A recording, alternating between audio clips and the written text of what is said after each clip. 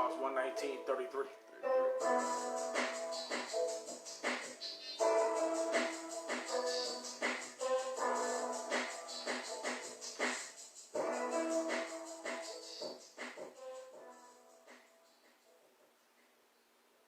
All praises to the highest.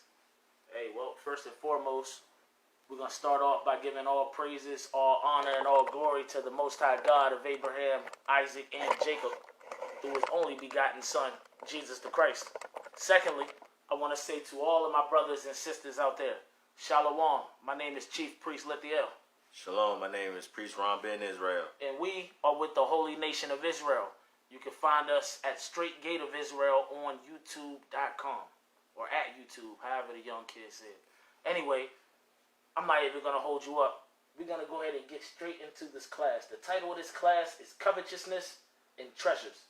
A bag that never gets old. So family, brothers, sisters, get your Bibles, read along with us. Get your notebooks, get your pens, get your papers. Take notes if it's in your spirit. Lord's will, this lesson will be edifying. We're going to open up in Psalms 119 and verse 33. The book of Psalms 119 and verse 33. Teach me, O Lord, the way of thy statutes. Teach me, O Lord, the way of thy statutes. Read. And I shall keep it until the end. And I'll keep it unto the end. Read. Give me understanding, and I shall keep thy law. Give me understanding, and I shall keep thy law. Read. Yea, I shall observe it with my whole heart. Yea, I shall observe it. The it is the law. He said, I will observe it with my whole heart. Keep reading. Make me to go in the path of thy commandments. Make me to go into the path of your commandments. Read. For therein do I delight. Incline my heart unto thy testimonies. Incline my heart unto thy testimonies. We're talking about the understanding. We're talking about the law. We're talking about God's statutes. We're talking about his commandments. We're talking about his testimonies. Read verse 36 again. Incline my heart unto thy testimony. Read. And not to covetousness. And not to covetousness. In this class, we are going to be talking about covetousness and what it means to covet, or what covetousness is. We're also going to talk about treasures. Give me Matthew chapter 13 real quick. We're also going to be talking about treasures. And we're going to be talking about that bag that never gets old in this class, yo. So give me the book of Matthew 13 and 44 real quick. And then we're going to get straight into the class. The book of St. Matthew, chapter 13 and verse 44.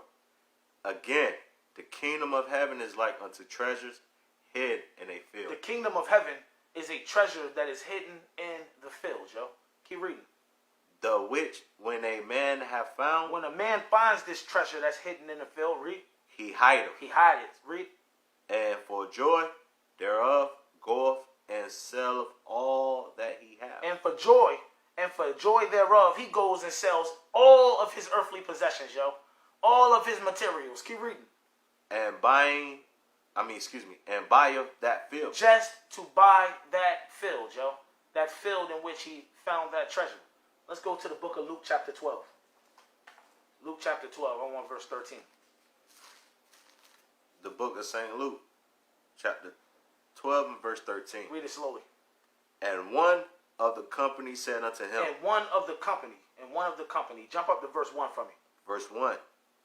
In the meantime, when there were gathered together an innumerable multitude of people. An innumerable multitude of people gathered together. A company gathered together to see Christ and to hear the words of Christ. Keep reading. And so much that they trode one upon another. It was so many people together to see Christ and hear the word of Christ that they began to trode or step or walk on top of each other. Keep reading. He began to say unto his disciples first of all. He began to speak to his disciples first of all, or first and foremost. Before we continue, give me the book of St. John chapter 8. Give me St. John chapter 8, because I know there are people out there today that believe that anyone can be a disciple of Jesus the Christ. Anyone can be a disciple of the Lord, regardless of your nationality, regardless of ethnicity. Let's see if that's true or not. Give me John chapter 8 and verse 31, priest. The book of St. John chapter 8 and starting at verse 31. Then said Jesus to those Jews. Then said Jesus to the Jews that what?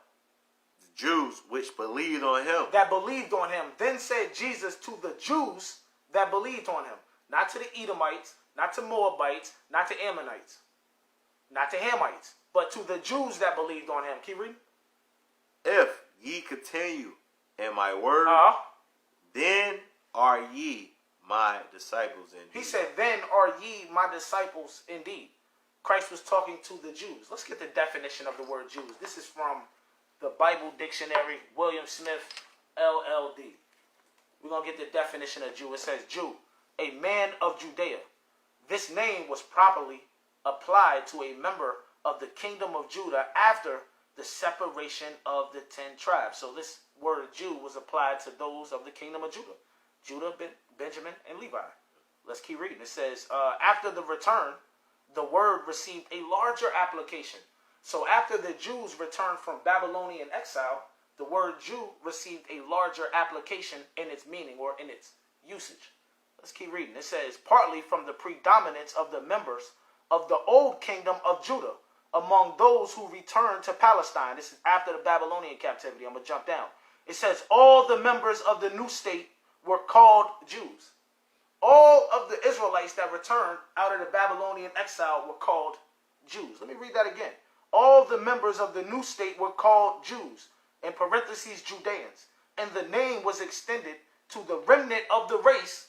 Listen up.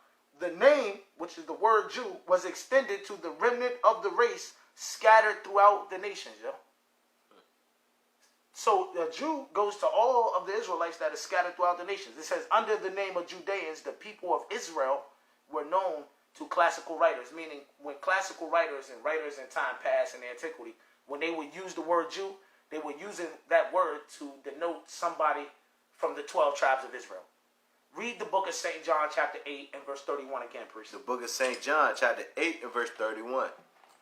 Then said Jesus to those Jews. Then said Jesus to those Jews. Then said Jesus to those Jews. Keep reading. Which believed on him. Which believed on him. Jesus is speaking to men and women of the 12 tribes of Israel that believe on him. Let's see what he said to them. Read. If ye continue in my word. If you Jews that believe on me, if you continue in my word, read. Then are ye my disciples indeed. Then are ye my disciples indeed. He's only talking to the Jews. Only a Jew can be a disciple of Jesus the Christ. Only a man or a woman from the 12 tribes of Israel can be a disciple of the Lord. Only a Jew. No one else. Let's go back to Luke chapter 12 and let's read verse 1.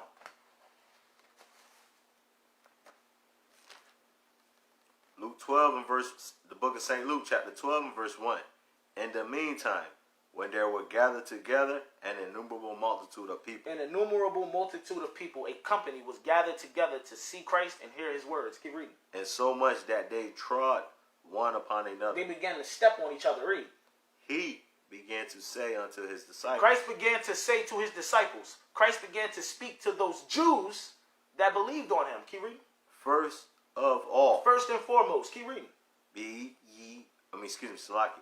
Beware ye of the leavens of the Pharisees. Read. Which is hypocrisy. Give me the book of Matthew 23. Keep your bookmark here. Give me Matthew 23. Christ told his disciples, what did he say? Christ told his disciples, beware ye of the leaven of the Pharisees. The leaven of the Pharisees is hypocrisy, meaning the Pharisees were hypocrites. Give me the book of Matthew chapter 23 and verse 1. The book of St. Matthew chapter 23 and verse 1. Uh-huh. Then spake Jesus to the multitude and to his disciples. Read. Saying what? The scribes and the Pharisees sit in Moses' seat. Hey, hold this and give me Exodus 18. Give me Exodus 18. In the time of Christ, the scribes and the Pharisees sat in Moses' seat. What is the seat of Moses? Give me Exodus 18 and 13. Let's find out. In the time of Christ, the Pharisees sat in Moses' seat. What is the seat of Moses? The book of Exodus, chapter 18 verse 13. The book of Exodus, chapter 18 and verse 13. Read. And it came to pass on the morrow that Moses sat to judge the people. Moses sat down in his seat to judge the people. Keep reading. And the people stood by Moses from the morning until the evening. And the people stood by Moses from morning until evening. Meaning the people stood by as Moses judged from the morning to the evening. Is that the end of that verse? Yep. Go back to the book of Matthew 23. Let's read 1 on down again. The book of St. Matthew, chapter 23 and verse 1. Then spake Jesus to the multitude and to his disciples, saying, the scribes and the Pharisees sit in Moses' seat. The scribes and the Pharisees sit in Moses' seat. Moses' seat was the judgment seat. In the time of Christ, the scribes and the Pharisees were judges over Israel. Keep reading. All therefore whatsoever they bid you, observe. That observe and do. Christ said, whatever the scribes and the Pharisees command you to do, that is what you are to do. Or excuse me, that is what you are to observe, and that is what you are to do. Keep reading. But do not ye after their works. But don't do after their works. Why? For they say and do not. They say, but they don't do it for themselves. Right. You know what they are? Hypocrites. Give me the book of Luke chapter 16. The scribes and the Pharisees were hypocrites. The leaven of the Pharisees was hypocrisy. They say one thing, do another. Tell you to do something that they themselves won't do. That's what the Pharisees were. But not only were they hypocrites, they were covetous. Give me Luke 16 and 14. The book of St. Luke, chapter 16 and verse 14. And the Pharisees also, who were covetous. And the Pharisees what? Who were covetous. The Pharisees were covetous. Read. Heard all these things, and they and they deride him. All praises. Now I'm going to read that same verse, Luke 6 and 14, 16 and 14 here in the NIV. It says Luke 16 and 14. The Pharisees who loved money. The Pharisees were covetous. They were covetous and they loved money. Hey, read verse 13 real quick. Luke 16 and 13 real quick. The book of St. Luke, chapter 16 and verse 13. No servant can serve two masters. No servant can serve two masters. Read. For either he will hate the one and love the other. He's going to hate one and love the other. Read. Or else he will hold to the one and despise the other. He holds to the one that he loves. He despises the one he hates. Read. Ye cannot serve God and mammon. You cannot serve God and money. You cannot serve God and serve money. This is what Christ is telling them. Keep reading. Verse 14. And the Pharisees also, read, who were covetous. But the Pharisees, they were covetous though. They love money. They serve mammon. They love money and they serve mammon. Give me the book of Micah chapter 3. Give me Micah chapter 3 in verse 11. The Pharisees, they were hypocrites. Their leaven was hypocrisy. And they were covetous. They were covetous and they had that love for money. Give me the book of Micah 3 and 11. The book of Micah, chapter 3 and verse 11. The heads thereof judge for reward. The heads are making reference to the leaders, yo. The Bible says the heads thereof judge for reward. Remember, in the time of Christ, the scribes and the Pharisees sat in the judgment seat. These hypocritical, covetous men sat down to judge. They had a love for money, and guess what they judged for? Reward. Read it again. Verse 11. The heads thereof judge for reward. Read. And the priests thereof teach for hire. And the priests teach for hire. They teach for money. Keep reading. And the prophets thereof divine for money. And the prophets likewise, they divine for money. They divine for money. They divine for hire. Keep reading.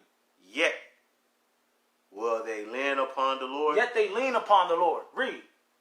And say, is not the Lord among us? And they say, is not the Lord among us? We're rich. We're rich. We have everything we want. We have everything a man could need. We're rich. Isn't the Lord among us? Keep reading. None evil can come upon us. And they say no evil can come upon us, yo. Hey, give me the book of Judges chapter 17. I want to get a brief history real quick. The Pharisees in the time of Christ, they sat in the judgment seat. And they judged for reward. The priests, they taught for hire. The prophets divine for money. That's what the people did. That's what the so-called leaders of Israel did. Give me the book of Judges 17. I want to start at 6. All right. The book of Judges, chapter 17, starting at verse 6. In those days there was no king in Israel, Uh-huh. but every man did that which was right in his own eyes. Keep reading. And there was a young man out of Bethlehem, Judah, Uh-huh. of the family of Judah, Of the family of Judah, of the kingdom of Judah. Keep reading. who was a Levite, This young man was a Levite. Read. and he sojourned there. And he sojourned there, meaning he lived there in Bethlehem, Judah. Keep reading. And the man departed out of the city from Bethlehem, Judah, to sojourn where he could not. Where he could find a place. So this young man, he left his city in Bethlehem, Judah, and moved. Keep reading. Looking for a place to live. Keep reading. And he came to Mount Ephraim, Uh-huh. to the house of Micah, Read. as he journeyed. And this young man, this Levite, he came to Mount Ephraim, to the house of Micah. Let's talk about Micah real quick. Give me verse 1. Verse 1. And there was a man of Mount Ephraim, Uh-huh. whose name was Micah. This man, Micah, was a man of Mount Ephraim. Jump down to verse 5. Verse 5. And the man Micah had an house of And gods. this man, Micah, he had a house of gods and house of idols. Read. And made an ephod, He made an ephod. Read. and a teraphim, Yep. Read. and consecrate one of his sons, Uh-huh. who became his priest. This man made one of his sons a priest in his house of gods, his house of idols. Jump back down to verse 8. Verse 8. And the man departed out of the city of Bethlehem, Judah. Remember, this is that Levite, that young man. He departed out of that city of Bethlehem, Judah. Read. To sojourn where he could find a place. Uh-huh. And he came to Mount Ephraim, Read. to the house of Micah. He came to Mount Ephraim, to the house of Micah. Micah, a man of Mount Ephraim. This young Levite, he came to Mount Ephraim, to the house of Micah, the house of idols. Keep reading. as he journeyed. Mm-hmm. And Micah said unto him, Whence cometh thou? And he said unto him, I am a Levite of Bethlehem, Judah. Read. And I go to sojourn where I may find a place. Uh-huh. And Micah said unto him, Dwell with me, And Micah said unto this Levite, Dwell with me. Read. and be unto me a father and a priest. And be unto me a father and a priest in this house of gods, this house of idols. Read. And I will give thee 10 shekels of silver by the year. He said, I'm going to give you 10 shekels of silver by the year. Meaning he got a salary of 10 shekels a year. That was his salary. To be a father and a priest in Micah's house of gods. Keep reading. And a suit. He said, I'm going to give you a suit of apparel. Meaning, I'm going to give you a garment to perform your fatherly, priestly duties. Yeah, Keep reading. they're going to that ephod and that teraphim. Bring it out. Keep reading. That teraphim. Excuse me. And thy suit, victuals. Yeah, and thy victuals. And thy victuals. He said, I'm going to give you food. Read. So the Levite went in. So the Levite went in. This is an example of a priest that teaches for hire. This Levite went in. He went in. Keep reading. And the Levite was content to dwell with the man. The Levite was content to dwell with Micah in that house of gods, that house of idols. He was content because he was getting a salary of 10 shekels a year. He was getting clothes. He was content because he had that change of apparel, that priestly garment, because he was getting his victuals. That's why he was content. Once again, this is an example of the priest teaches fire. Keep reading, priest. And the young man was unto him as one of his sons. Read. And Micah consecrated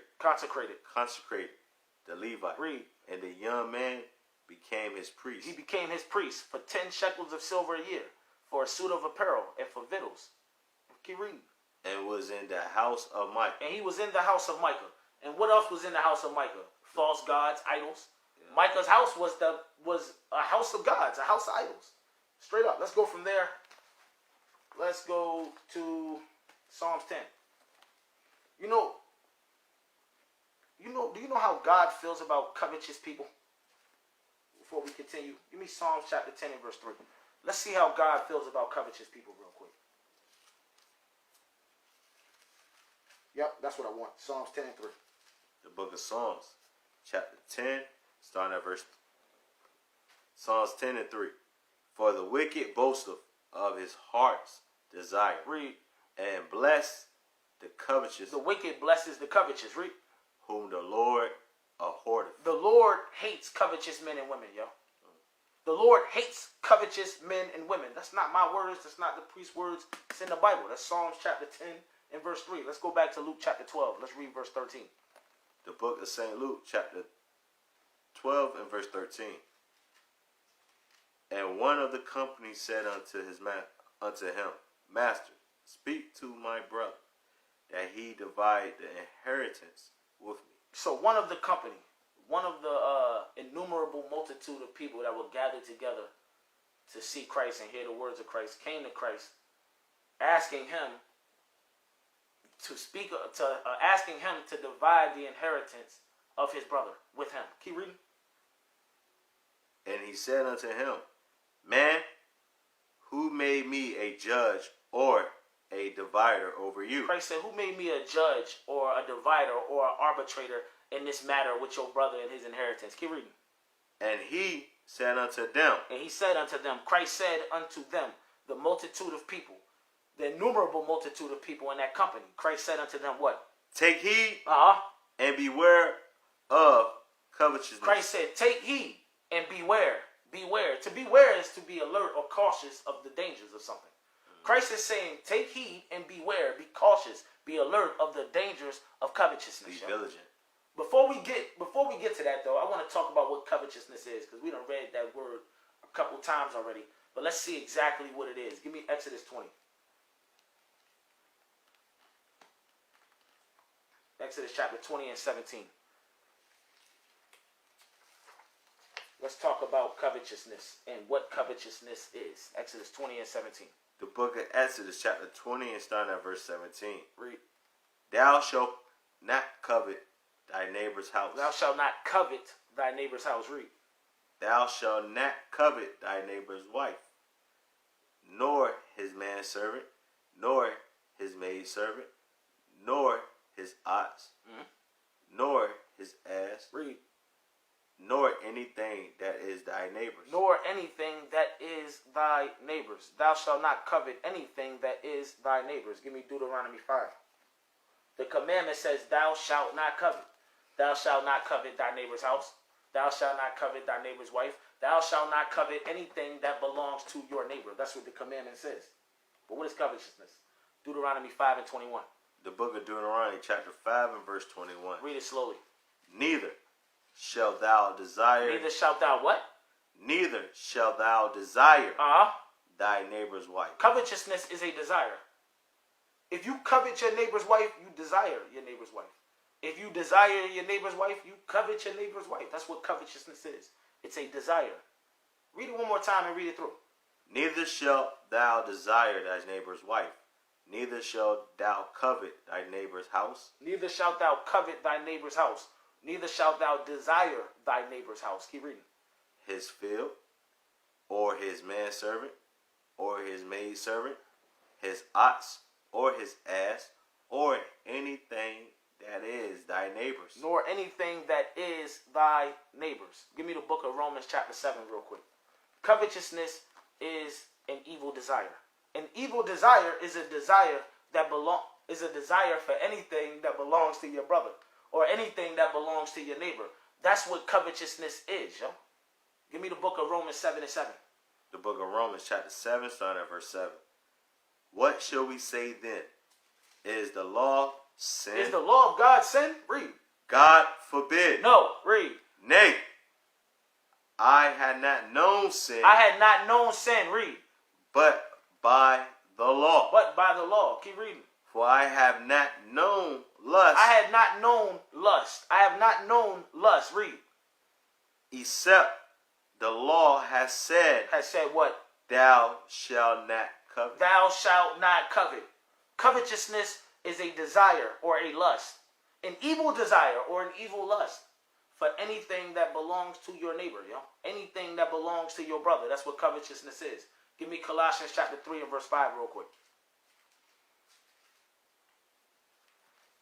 Colossians 3 and 5. The book of Colossians chapter 3, starting at verse 5.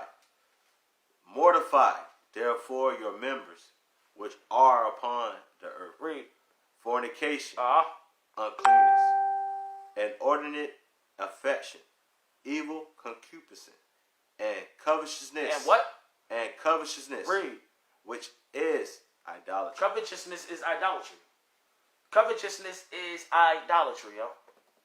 And what is covetousness? A desire or a lust for anything that belongs to your neighbor. That is idolatry, yo. Now, is it evil to covet? Is covetousness just evil all the way around? No, it's not. No, it is not. Give me the book of 1 Corinthians chapter 12. Covetousness is not evil. Covetousness only becomes evil when it's a desire or a lust for something that belongs to your neighbor. That's when covetousness becomes evil. Hell, that's when covetousness becomes idolatry. But covetousness is not evil. It's not evil to covet. Give me the book of 1 Corinthians 12 and 31. The book of 1 Corinthians chapter 12 and starting at verse 31. But covet earnestly. Read that again. But covet earnestly. The scriptures tell us to covet. It says, but covet earnestly what? The best gift. It says, but covet earnestly the best gifts. The best gifts. Keep reading. And yet show I unto you a more excellent way. And learn a more excellent way. Give me chapter 14 and verse 39. He said, learn a more excellent way, yo. Chapter 14, verse 39. The book of 1 Corinthians chapter 14 and verse 39. Wherefore, brethren, covet to prophecy. Do what? Covet to prophecy. He said, covet to prophesy. Covet prophecy. That's what he just said. Keep reading. And forbid not to speak with tongues. And forbid not to speak with tongues. So is covetousness evil? No. Is lust evil? No. Is desire evil? No. When you covet and lust and desire for the best gifts, it's not evil. Earnestly. But when you covet and you lust and you desire for the things that belong to your neighbor, for the things that belong to your brother, for the things that belong to your sister, then it becomes evil, yo. Then it becomes idolatry, like we read about in Colossians 3 and 5. Let's go back to the book of Luke chapter 12. Luke chapter 12 and verse 15 again. The book of St. Luke, chapter 12 and verse 15. And he said unto them, take heed and beware of covetousness. The Lord said, take heed and beware of covetousness. Be cautious, be alert of the dangers of covetousness. You know, Christ just let us in on a secret. He told us that there's a danger in covetousness, yo. There's a danger in that thing. Give me the book of first, hold this. Give me the book, keep your bookmark there. We're going to come back later. Go to 1 Timothy 6. 1 Timothy chapter 6, yo. There's a danger in covetousness. Covetousness will lead you to break every single commandment in the law. Covetousness will lead you to break every single commandment that pertains to you and your God. I mean, remember, we just read covetousness is idolatry, right? Idolatry is when you put another God before the Lord your God. Covetousness will have you make unto yourself a graven image to bow down and worship. Covetousness will make you forswear yourself and take the name of the Lord in vain. Covetousness will also make you break the Sabbath, pollute the Sabbath. Covetousness will make you break every law dealing with your brother. It'll make you dishonor your father and your mother. It'll make you steal. It'll make you kill. It'll make you commit adultery. It'll make you bear false witness. There are dangers in covetousness, yo. Straight up. Give me 1 Timothy chapter 6 and verse 10. The book of 1 Timothy chapter 6 and verse 10. Read. For the love of money. For the what? For the love of money Uh-huh. is the root of all evil. Money isn't evil. It's the love of money that's evil, yo. Keep reading. Which while some coveted after. Some covet after money. They covetous and they covet after money. Keep reading. They have erred from the faith. They err from the faith. They're in error. Keep reading. And pierced themselves through with many sorrows. And they have pierced themselves through with many sorrows. All because of their love of money. All because they're covetous and they covet money. They covet money. They err from the faith. They pierce themselves through with many sorrows. You know, people love money so much that if you believe the conspiracy theories, people sacrifice their whole family. Blood sacrifice their whole family. Father, mommy, brother, sister, friends, the family pet. Damn, family pet. They get it too? I'm assuming they do. Y'all just put it out there. Also, yo, look, women love money so much, they become prostitutes or they hit the casting couch. Straight up, you know, for those movie roles. or for that backup dancer slot, backup singer slot, whatever they got to do. Negroes too, dudes too. I ain't gonna leave Negroes out. Negroes love money so much they become gay for pay. They blonde their hair. Blonde their hair. They become gay for pay. They goddamn. That's why you get all those conspiracy theories and out on YouTube talking about the homosexual agenda or the homosexual behind rap and all that. I don't know how to phrase it. I'm phrasing it wrong. But like Fat Joe said, the gay mafia that runs rap. You think this junk is a lie? You think they capping on this? Hold on, give me Ciroc 10. You got something you want to say, Bruce? Bring it out. Shoot. Me and my bro was talking about that. And it says in Isaiah how God didn't leave a remnant. We all be like, look what we see now, like Sodom and Gomorrah.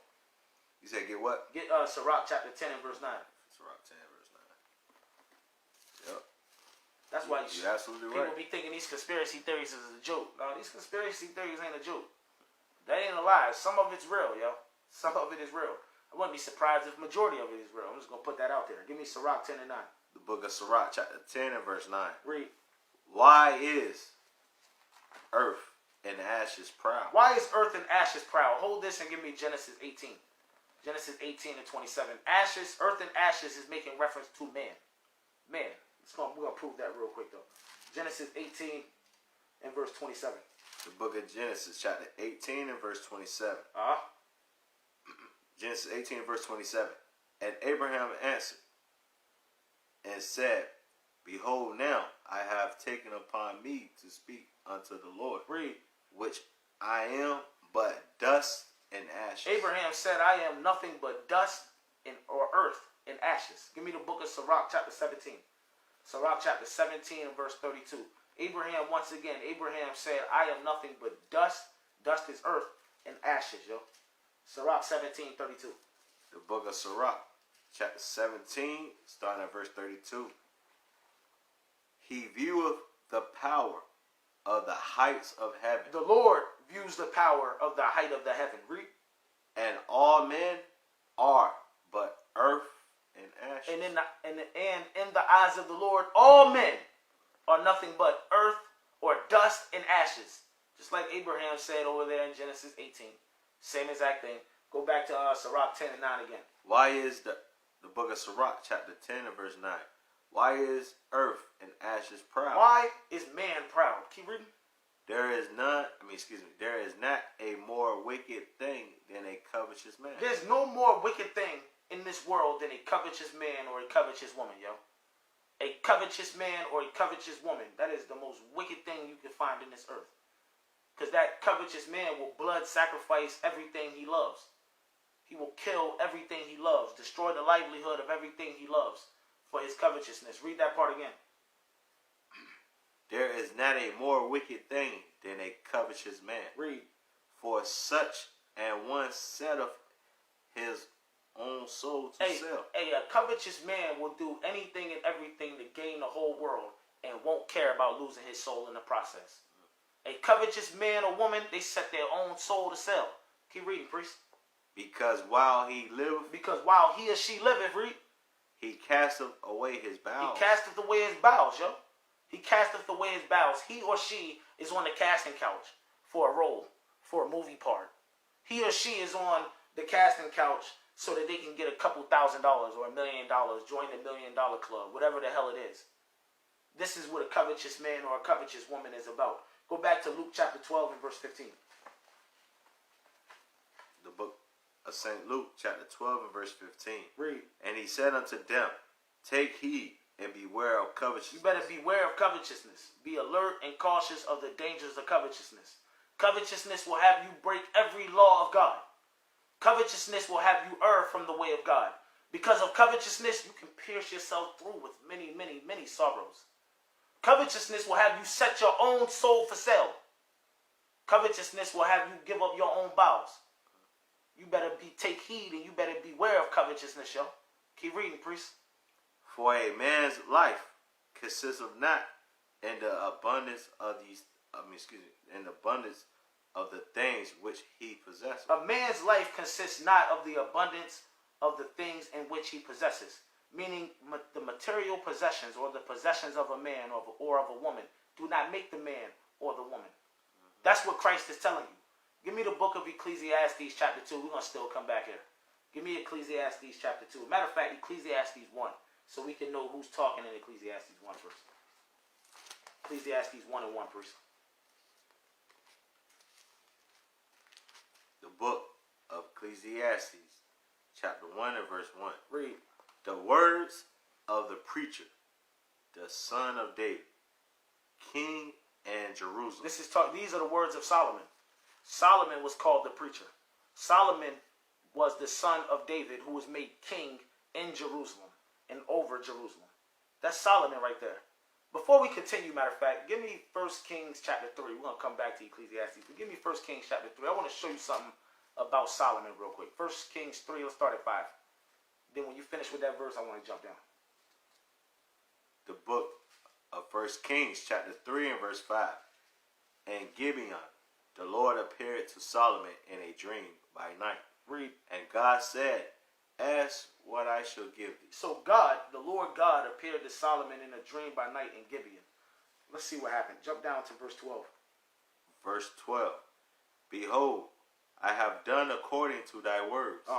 Lo, I have given thee a wise and an understanding heart. Solomon was wise and understanding. Continue. So that there was none like thee before There thee. was no man like Solomon before him. Keep reading. Neither after thee shall any arise like unto thee. And none after him arose like unto him. Keep reading. And I have also given thee that which thou hast not asked. Read. Both riches. Both what? Both riches. And what? And honor. He said both riches. Solomon had riches. And he had honor. Keep reading. So that there shall not be any among the kings like unto thee all thy days. Go to chapter 10. Chapter 10 and verse 23. Solomon had honor. Solomon had riches. He was a rich man. Read. The book of 1 Kings chapter 10 and verse 23. So King Solomon exceeded all the kings of the earth. For what? For riches. For what? For riches and for wisdom. Solomon was the richest man on the earth. His riches exceeded all the kings of the earth. Solomon was the richest. Let's go back to Ecclesiastes and let's get chapter 2 real quick. Chapter 2 and verse 4. Let me show you about this rich man. Let's see what this wise rich man said about himself. Ecclesiastes 2 and 4. The book of Ecclesiastes chapter 2 starting at verse 4. I made me great works. This is Solomon speaking. He said, I made me great works. Read. I built me houses. He said, I builded houses. Not a house, but houses. Keep reading. I planted me vineyards. He had multiple vineyards. Keep reading. I made me gardens and orchards. He said, I had gardens and orchards. Read. And I planted trees in them of all kinds of fruit. He had diverse trees of many different fruits planted in these gardens and these orchards. Keep reading. I made me pools of water. He said he made pools of water. Why? Keep reading. To water therewith the wood that bringeth forth trees. I got me servants and maidens. This is a rich man. He said, I got servants. I had maidens. Read. And I had servants born in my house. He said, I even had servants born in my house, man. They took their first breath. They cried their first time in my house. This is a rich man talking. Keep reading. Also, I had great possession of great and small cattle above all that were in Jerusalem before me. So Solomon had great livestock, great cattle. He was rich in livestock, rich in cattle. Read. In all Jerusalem. I gathered me also silver and gold. This man said, I gathered silver and gold. Keep reading. And the peculiar treasures of kings and of the province. Peculiar treasures is making reference to rarities or oddities. Solomon said, I had rarities. I had odd things from the different kings in the world and the different provinces throughout the earth. Keep reading, priest. I got me men singers and women singers. He had men singers and women singers. Read. And the delights of the sons of men as musical instruments, and that of all sorts. Keep reading. So I was great and increased more than all that were before me in Jerusalem. Solomon said, I was great and I increased. He increased in riches, increased in honor, way beyond anyone that came before him. Keep reading. Also, my wisdom remained with And his wisdom remained with him, even in his old age. Keep reading. and whatsoever my eyes desired, I kept not from them. Whatever Solomon saw, if he wanted, he took it. He said, whatever his eyes desired, he didn't keep it away from it. Read. I withheld not my heart from any joy. He didn't withhold his heart from any joy. Read. For my heart rejoiced in all my labor. And this was my portion of all my labor. And this was my portion of all my labors. Keep reading. Then I looked on all the works that my hand had wrought. He looked at all the works that his hand had wrought. He looked at the houses. He looked at the vineyards, the gardens, the orchards. He looked at the pools of water that watered the trees that watered the wood that brought forth trees. Yeah? The servants born in his house. He looked at all of it. He looked at the gold. He looked at the silver. He looked at the peculiar treasures of the kings. Those rarities, those oddities he got from all the provinces. The men singers, women singers. He looked at all of it. Keep reading. Read that part again. Verse 11. Then I looked on all the works that my hands had wrought, and on the labors that I had labored to do. Read. And behold, all was vanity. All was vanity and what? And vexation of spirit. And all vexation of spirit. Read. And there was no profit under the sun. And there was no profit under the sun. Do you know what this rich man, this wise, honorable rich man, King Solomon, learned? This man learned that a man's life consists not of the possessions in which he has, yeah? No, it's basically the wisdom God gives. That's what he just learned right there. Solomon learned that a man's life consists not of the things in which he possesses. Go back to the book of Luke 12. Bring it out, Bruce. It's just the wisdom and understanding. That's what he gives you, the wisdom and understanding. Everything else comes second. 12 and 15 again. So the book of St. Luke 12, 15? Yep. The book of St. Luke, chapter 12 and verse 15. And he said unto them, take heed and beware of covetousness. Read. For a man's life consists of not in the abundance of the things which he possesseth. A man's possessions don't make the man. A woman's possessions don't make the woman. Whether you have little possessions, small assets, or whether you have great possessions, like King Solomon himself, it doesn't matter. It doesn't make you who you are. It doesn't make you the person that you claim to be. Let's keep reading, priest. What they say, the clothes don't make the person. The clothes don't make the man. Yeah, That's yeah. that old proverb, that old accent. That's a good one too. I didn't even think about that. Yeah, the clothes don't make the man. The car don't make the man. The jewelry don't make the man. The house don't make the man. The job don't make the man. That does not make you, yo.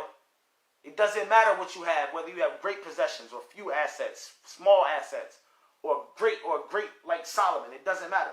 That's not what makes you who you are. Read verse 16, priest. Verse 16. And he said, and he spake a parable unto them. So Christ spoke a parable unto the company of the innumerable multitude of people that were gathered together. Can you read? Saying what? The ground of a certain rich man brought forth plentifully. Keep reading. And he thought within himself. This rich man thought within himself, saying what? What shall I do? Because I have no room where to bestow my fruit. This rich man thought to himself, saying, where am I going to bestow my fruits? Remember, his ground brought forth fruit plentifully, so he had an overabundance. Keep reading. And he said, this will I do. And he said, this what I would do. He thought to himself and said, this is what I'm going to do. Read. I will pull down my barns and build greater. Read. And there will I bestow all my fruits and my goods. Keep reading. And I will say to my soul. And I will say to my soul, read. So thou hast much goods laid up for many years. Thou hast many goods laid up for many years. Read. Take thine ease. Take your ease. Read. Eat, drink, and be merry. Eat, drink, be merry, be happy. Read. But God said unto him. But God said unto him, read. Thou fool. Thou what? Thou fool. This rich man, yo, whose ground brought forth plentifully. This rich man who had an abundance of goods and abundance of fruits. So much of an abundance, he had to pull down his barns and make greater barns, bigger barns to store all his fruit. That's how much he had. This rich man right here was a fool. He was a fool. He was an old fool. Ain't that how they say it? He was an old fool. And it's not me saying it. That's what God said. Read it again. But God said unto him, Thou fool, this night thy soul shall be required of thee. He said, you're going to die tonight. Read. Then who shall those things be which thou hast provided? Then who is going to take those things that you have provided? All the fruits, all the goods. Who are those things going to belong to?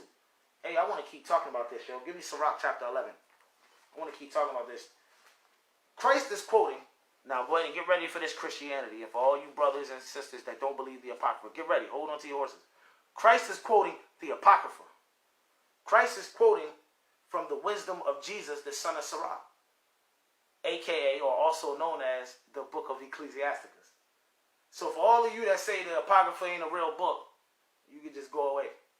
You can just go away because Christ is quoting this himself. And we're going to read it. Give me the book of Sirach, chapter 11 and verse 18, please. The book of Sirach, chapter 11 and verse 18. There is that waxeth rich by the weariness and pinching. There's one that waxeth rich through weariness and penny pinching, yo. There's one that waxeth rich through weariness and penny pinching. Weariness is talking about exhaustion, fatigue. Give me Sirach 31. We're going to come back to this. Sirach 31 and 1. As soon as you get there, bring it up. Sirach 31 and 1. Watching for riches consumeth the flesh. Watching for riches consumes the flesh. Keep reading. And the care thereof driveth away sleep. And the care thereof driveth away sleep. The care of riches, the want to be rich, drives away sleep. Give me Ecclesiastes 5 and 12. Ecclesiastes chapter 5 and verse 12.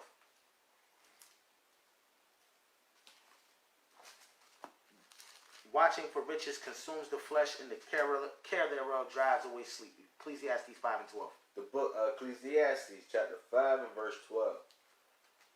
The sleep of a laboring man is sweet.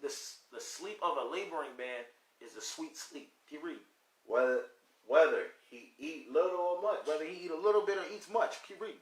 But the abundance of the rich. But the abundance of the rich, or the riches of the rich, read. Will not suffer him to sleep. Will not suffer him to sleep. Go back to Sirach chapter 11 and verse 18 again. The book of Sirach chapter 11 and verse 18. There is that waxeth rich by the weariness and pinching. There's one who waxeth rich through weariness, yo. There's one who waxes rich because he's been watching for riches. And those riches consume his flesh. It drives away sleep, yo. And then he also, it's not only through weariness, it's also through penny pinching. You know, he's selfish. Give me Sirach 14 real quick. Sirach chapter 14 and verse 3. He's a nigger. He's a nigger. Read this real quick. The book of Sirach chapter 14 and verse 3. Read. Riches are not comely for a nigger.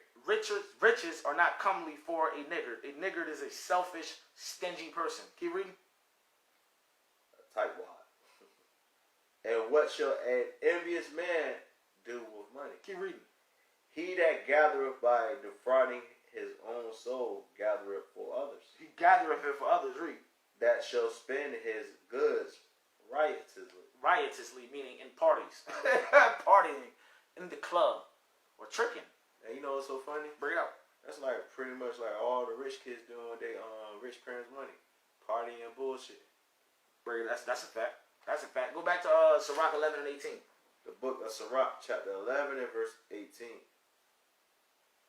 There is that waxeth rich by weariness and pinching. There's one that waxeth rich through weariness and is penny pinching. He's a nigger. Keep reading. And this is the portion of his reward. This is the portion of his reward right here. Keep reading. Whereas he saith, what did he say? Whereas he saith, I have found rest. He saith to his soul, I have found rest. Or he saith, I'm going to take my ease. Keep reading. And now will eat continually of my goods. And now will eat continually of my goods. Or I'm going to eat, drink, and be merry. Like Christ said in the parable in Luke 12. It's the same thing. Keep reading. And yet he knoweth not what time shall come upon. But he doesn't know what time it is.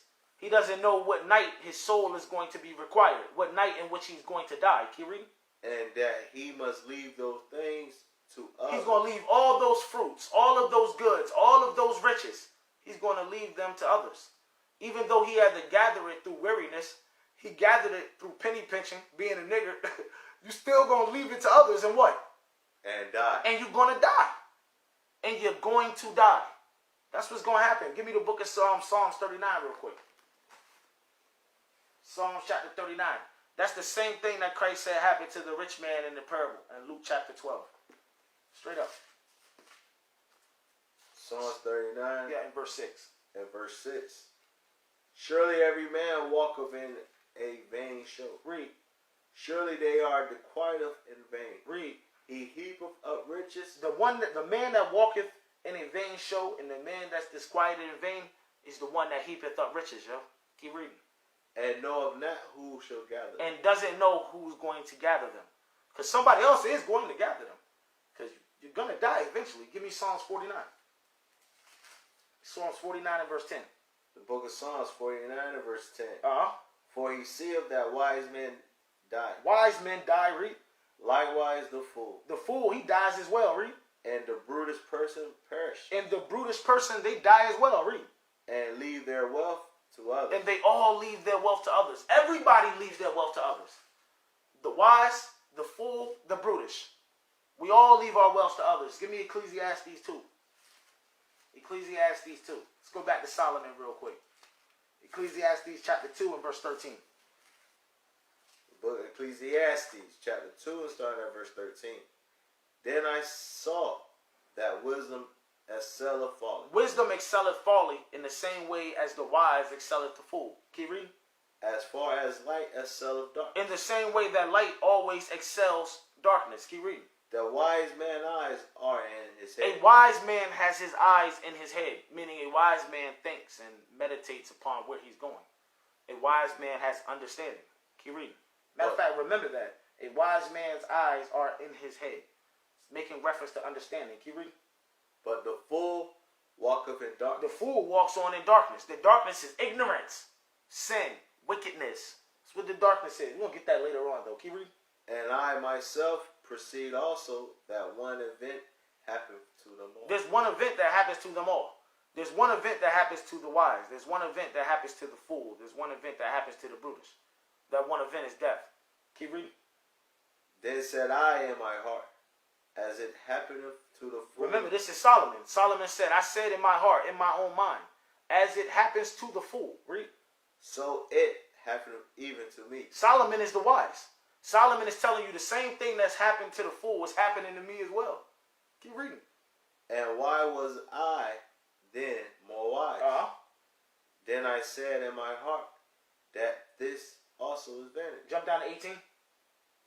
Yea, I hated all my labors which I had taken under the sun. Why? Keep reading. Because I shall leave it unto the man that shall be after me. Give me Jeremiah 17. Solomon said, I hated it. You know what he hated about it? He hated it because he can't take it with him. He knew he has to die. He knows he's going to die. And that all of his labors, all of the things that he built up, all of the things that he accomplished, all of the things that he heaped up for himself, including the riches, would be given to someone else. Give me Jeremiah 17 and 11. The book of Jeremiah, chapter 17 and verse 11. As the partridge sitteth on eggs, and hatcheth them not. Yeah, they don't hatch because she crushes them. Read. So he that getteth riches. It's the same thing with the man or the woman that gets riches. Read. And not by right. But not by right, though. Keep reading. Shall leave them in the midst of his days. Scripture say you're going to leave those riches behind you in the midst of your days. Read. And at his end shall be a fool. And at your end, we're going to say, you old fool. The same way Christ said that the rich man in Luke 17 was a fool. Same exact thing. Same exact thing. Give me the book of 1 Timothy chapter 6 real quick.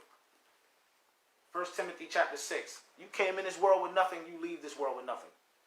You were born in this world broke, you leave this world broke. You might be rich. Somebody else is rich once you leave the world. It's not you anymore. Somebody else is rich. 1 Timothy 6 and 7, first. The book of 1 Timothy chapter 6, starting at verse 7. For we brought nothing into this world. When we came into this world, we came in this world with nothing. Nothing whatsoever. Keep reading. And it is certain we can carry nothing out. Give me Ecclesiastes 5. We came in this world with nothing, and it's certain. It's a guarantee that you will take nothing out when you leave this world. Came in this world with nothing, leave this world with nothing. That's what the Bible is telling you. Give me Ecclesiastes 5 and 15. That's why you can never repay your parents. Ecclesiastes 5 and 15. The book Ecclesiastes chapter 5 and verse 15. He came forth of his mother's womb. No, read it again. Salaki. As he came forth of his mother's womb. We all come forth from our mother's wombs naked and with nothing. That's how we come out of our mother's womb. Keep reading. Naked shall he return to go as he came. So you return naked and you go as you came, meaning with nothing. That's how you go back. Keep reading. And shall take nothing of his labor. And you taking nothing of your labor. Nothing that you've labored for under this sun goes with you. Keep reading. Which he may carry away in his hand. You can't carry it away in your hands, yo. So nothing goes with you. Go to the book of Luke chapter 12 and verse 21. I forgot to read this one, but I'm glad we circling back around anyway. Luke 12 and 21. You take nothing with you when you leave this world. Nothing. The book of St. Luke chapter 12 and verse 21. Read. So is he that layeth up treasures for himself, and is not rich towards God. The same thing happens to all that lay up treasures for themselves here on earth and are not rich with God. That same thing that happens to everybody. Death. Death is what happens. Just like the rich man in his parable, he died. He died. We've been reading about when you die, how you take nothing out this world. That's why Christ said, what? Read it again. Verse 21. So is he that layeth up treasures for himself, and is not rich towards God. And is not rich towards God. Give me Matthew chapter 6. Matthew chapter 6, and I want verse 19. The book of St. Matthew chapter 6, starting at verse 19. Lay not up for yourselves treasures upon earth. Don't lay up for yourself treasures upon earth, as the fool does, as a foolish man or a foolish woman does. Because these treasures upon earth, they're going to stay exactly where they're at, upon earth, when you're called. Keep reading. Where moth and rust doth corrupt. And these treasures right here, they're corrupted. They're rusty, and moth eats it. Read. And where thieves break through and steal. And these treasures here on earth, they can be taken from you at any time. They're uncertain riches. Thieves can break in and take or steal these treasures from you at any time. Keep reading. But lay up for yourselves treasures in heaven. Instead, contrary-wise, lay up for yourself treasures in heaven. Keep reading. Where neither moth nor rust doth corrupt. The treasures in heaven are not corrupt, neither do they rust. Keep reading. And where thieves do not break through nor steal. No one can take these treasures from you. The treasures that you lay up in heaven, those are yours. No thief can break in and take those things from you. Keep reading, priest. For where your treasure is. For where your treasure is, read. There will your heart be also. There will your heart be also. Give me the book of Luke chapter 12. Luke chapter 12 and verse 33. The book of St. Luke chapter 12 and verse 33. Sell that ye have. What did Christ say? Sell that ye have. Christ says, sell that ye have. He's not telling you to sell your last. He's telling you to sell the excess in which you have. Read it again. Sell that ye have. And give alms. And give alms. This is what the Lord is saying. Sell the excess that you have and give alms. Now I want to say this. When we talk about giving alms right now, we're not talking about alms to Holy Nation of Israel or alms to Straitgateofisrael. We ain't got no PayPals anyway that I know about. Yeah, we ain't got no PayPals. We ain't got no super chat. We ain't got none of that. So we're not talking about alms to us. But what you do want to do is, if you have excess, you want to sell what you have and give alms to the brothers that need it. Those that are pushing this truth today in sincerity. In truth and sincerity. Those that are traveling around the world to spread the gospel. Those are who you need to give the alms to. Also, you need to give alms to brothers that are getting up schools, setting up little sanctuaries all throughout the country, all throughout the world. You know, you do got to pay rent on them little sanctuaries, right? You know, they do have a light bill. They do have a water bill. Brothers need to eat. Families need to eat. That's what it means. Christ said, sell what you have to give alms, meaning support the truth. Support the truth. Support the nation, yeah? Support those that are doing the work in truth and sincerity. That's what Christ is commanding you to do. Read it again. Verse 34. 33. 33. Like 33. Sell that ye have, and give alms. And give alms. Read. Provide yourselves bags which wax not old. This is the bag you want to chase. These are the bags you want to provide yourself with. This bag that does not, what does it say? This bag that never waxes old. This is the bag you want to chase right here. And that's what Christ is telling you. Read that again. That part right there. Provide yourselves bags which wax not old. Read. A treasure in the heavens that faileth not. That bag is the treasure in the heavens that fails not, that never fails. Keep reading.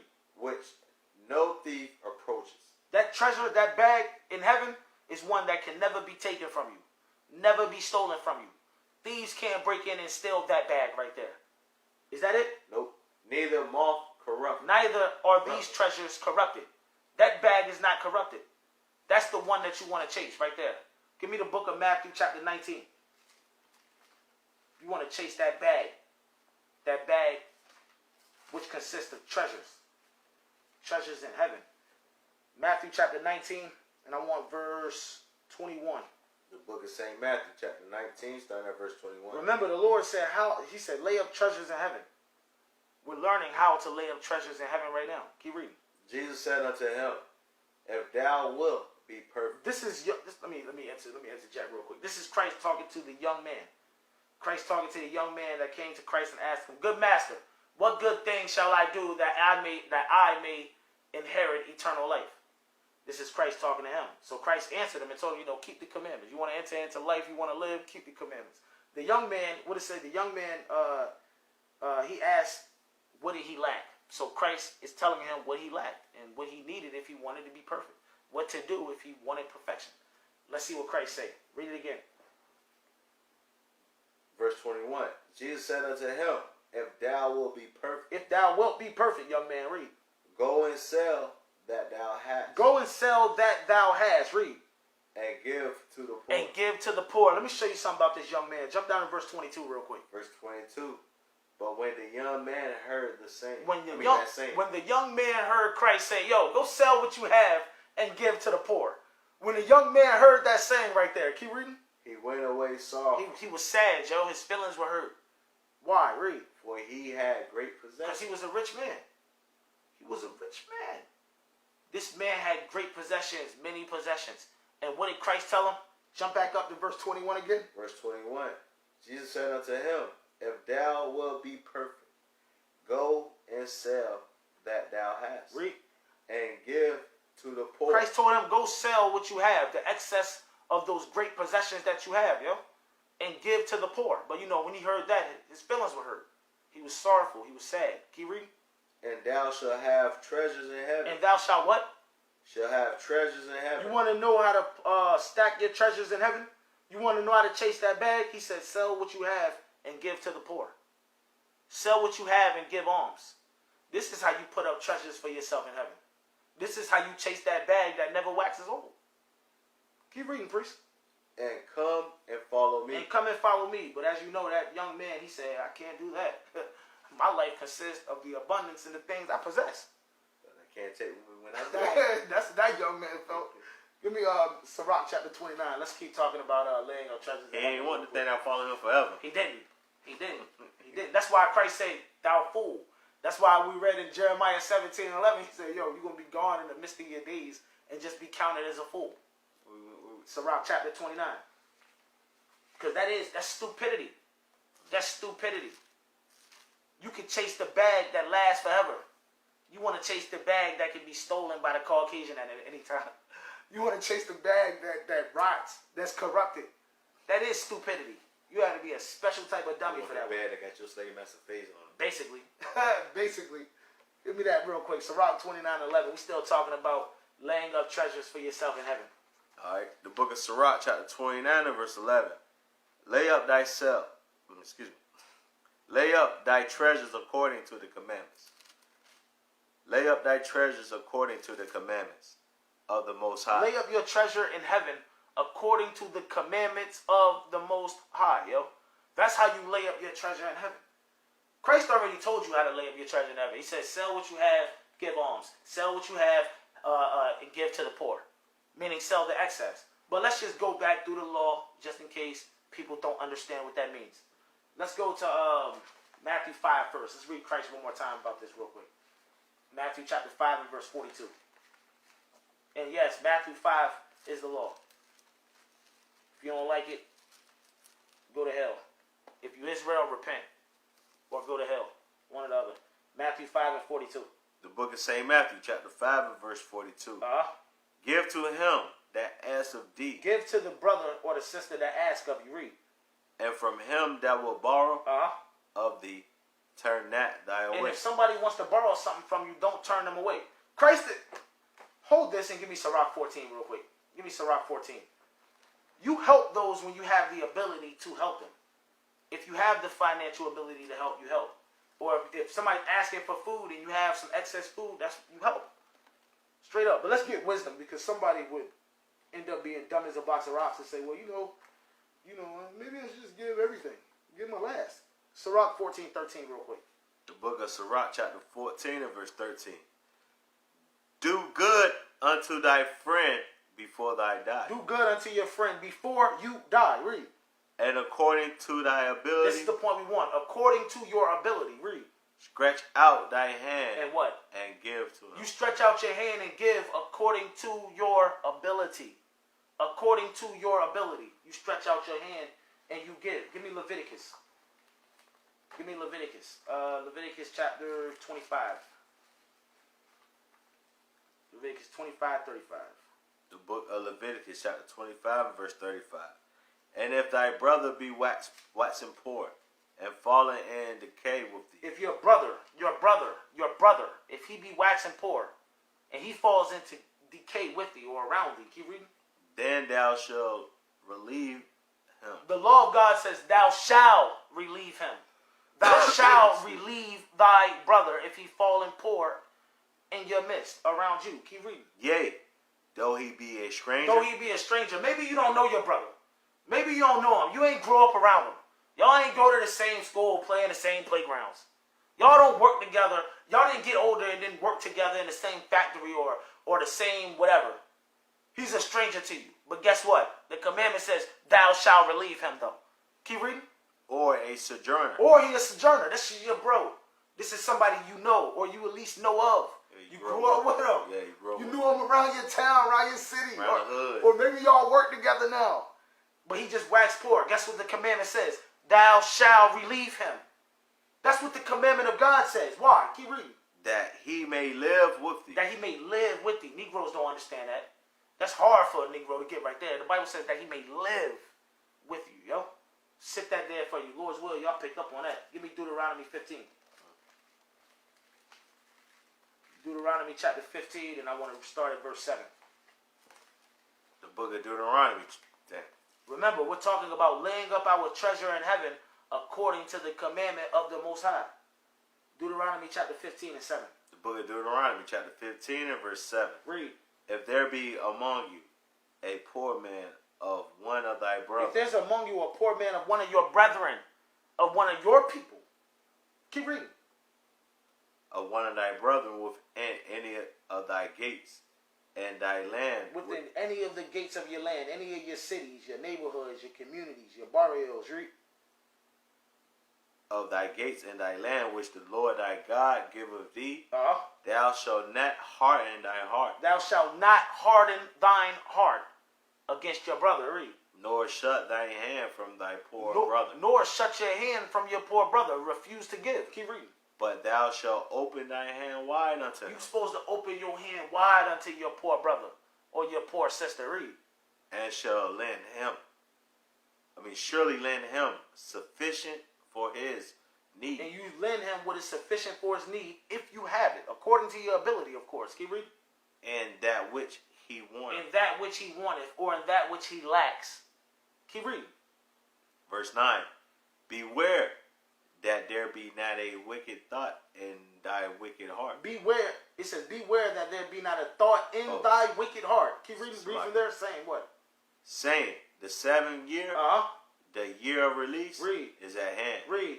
And thy eye. And thy what? And thy eye. And thy eye what? Be evil against thy poor brother. And thy eye be evil against your poor brother, yo.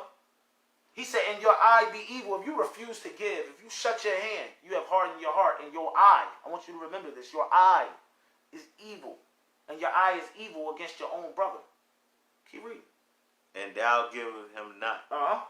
And he cried unto the Lord against thee. Read. And it be sin unto thee. It's going to be sin unto you, yo.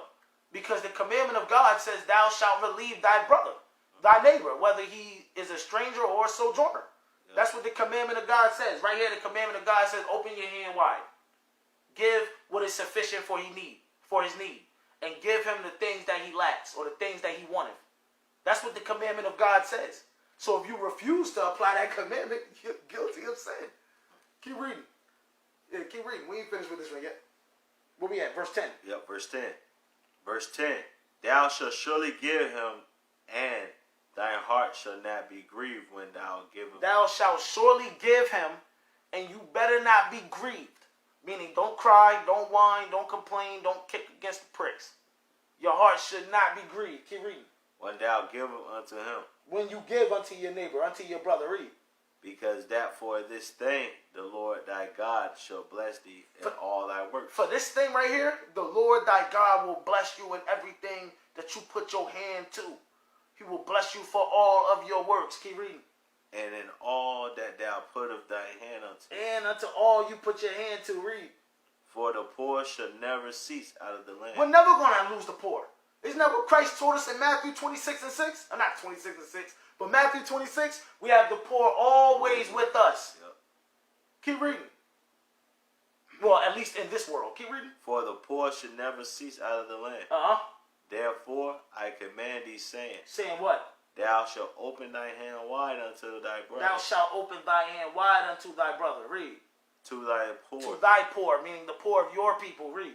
And to thy needy. And to thy needy, meaning the needy of your people. Read. And thy land. In your land.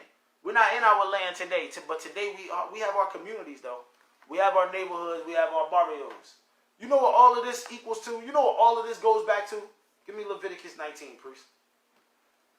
You know what all this goes back to? This goes back to loving your neighbor as you love yourself. Leviticus 19, 17. The book of Leviticus, chapter 19, starting at verse 17. Thou shalt not hate thy brother in thy heart. Thou shalt not hate thy brother in thine heart. You hate your brother in your heart when you close your hands if you have the ability to give. You hate your brother in your heart if you refuse to lend him the things that are sufficient for his needs or the things that he lacks or wanteth. You hate your brother in your heart. Keep reading. Thou shalt in any wise rebuke thy neighbor. The Bible says you correct your neighbor. Read. And not suffer sin upon them. And you do not allow them to sin. Keep reading. Thou shalt not avenge nor bear any grudge against the children of thy people. But thou shalt love thy neighbor. Thou shalt love thy neighbor. Read. As thyself. As you love yourself. Read. I am the Lord. Says the Lord, yo. If you love your neighbor in the way that you love yourself, if your neighbor waxes poor around you, whether he's a stranger or a sojourner, you're going to help him out. You're going to relieve him so that he may live with thee, yo. If you love your neighbor as you love yourself, you don't shut your hand to the poor. You open your hand wide and you give to the poor. If you love your neighbor as you love yourself. That's what that commandment is going back to. Give me the book of Sirach, chapter 29 and verse 10 real quick. Sirach 29 and 10. The book of Sirach, chapter 29, starting at verse 10. Lose thy money for thy brother and thy friend. Do what? Lose thy money for thy brother and thy friend. Wisdom says, loose your money for your brother and your friend. Hold this and give me the book of Sirach, chapter 12 real quick. Give me Sirach, chapter 12. The scripture says, loose your money to your brother and your friend, or to your sisters and your friends. This isn't talking about your syrup, codeine, cowboy friends. This ain't talking about your cokehead friends, crackhead, uncle and aunt. This ain't talking about your friend that just wants to buy drugs and cut them up and sell them and destroy the neighborhood. This ain't talking about that. No. Read this real quick. Give me Sirach chapter 12 and verse 2. I want to clear this up. The book of Sirach. We've been talking about helping, but we want to clear it up. Read that. The book of Sirach chapter 12 and verse 2. Read. Do good to the godly man. The Bible says do good to the godly man. The godly man or the godly woman. A godly man or a godly woman rehearses the righteous acts. A godly man or a godly woman applies the laws and the statutes and the commandments of God to their life as an individual and amongst their brethren. When you see people like that, the Bible says what? Read it again. Do good to the godly man. The Bible says do goodly to that man. Do good to that woman. Read. And thou shalt find a recompense. And you're going to find a recompense. Because a godly man or a godly woman pays back if they can afford to pay back. And if they can't afford to pay back, watch what wisdom says. Read. And if not from him. If it's not from him because he can't afford it, read. Yet from the Most High. Hey, then it comes from the Most High God. Remember what we read over there in Deuteronomy 15, right? Remember what we read over there in Deuteronomy 15? It says, what did it say? It says, if you help the poor, that God will bless you in all your works and in all that you put your hand unto, yo. Yeah, Deuteronomy 15 and 10. Yep, it's the same exact thing he said right here. Same exact thing. Jump down to verse 4. I lost some place. 12 and 4. Sirach 12 and 4. Oh, yeah. The book of Sirach, chapter 12 and verse 4. Read. Give to the godly man. Do what? Give to the godly man. And help not a sinner. The scriptures say, give to a godly man and help not a sinner. Why does the Bible say help not a sinner? Jump up to verse 3. Verse 3. There can no good come to him that is always occupied in evil. There's no reason to help a sinner. A sinner is always occupied in evil. And there's no good that can come to that man. There's no good that can come to that woman. There's nothing you can do for them at all. If they don't change themselves and they're always occupied in evil, they're not going to get any good. It's always going to be evil in return, yo. That's why the Bible says, do good to the godly, but help not a sinner. Help not a sinner. Why? Read it again. Verse 3. Top. Yep, from the top. There can no good come to him that is always occupied in evil. Help not a sinner, because there's no good that can come to a sinner that's always occupied in evil. Keep reading. Nor to him that giveth no alms. And there's no good coming to any of you that refuse to give alms to.